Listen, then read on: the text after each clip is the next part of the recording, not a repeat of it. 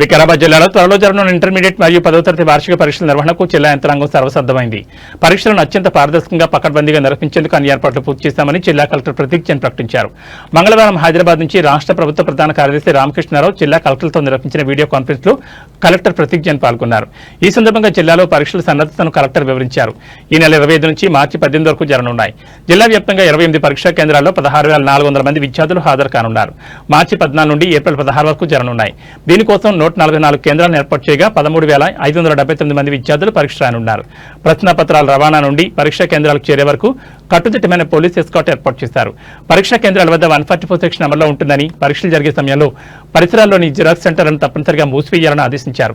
విద్యార్థులకు ఎలాంటి ఇబ్బంది కలగకుండా ఫర్నిచర్, త్రాగునీరు మరియు విద్యుత్ సౌకర్యాలు కల్పించినట్లు కలెక్టర్ తెలిపారు. పరీక్షా కేంద్రాలకు సెల్ ఫోన్లు లేదా ఇతర ఎలక్ట్రానిక్ వస్తువులను కఠినంగా నిషేధించారు.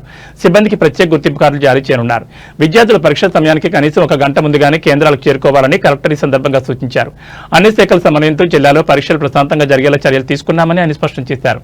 ఈ సమావేశంలో అదనపు కలెక్టర్లు సుధీర్, రాజేశ్వరి, అదనపు ఎస్పీ రామోనాయక్ మరియు ఇతర ఉన్నతాధికారులు పాల్గొన్నారు.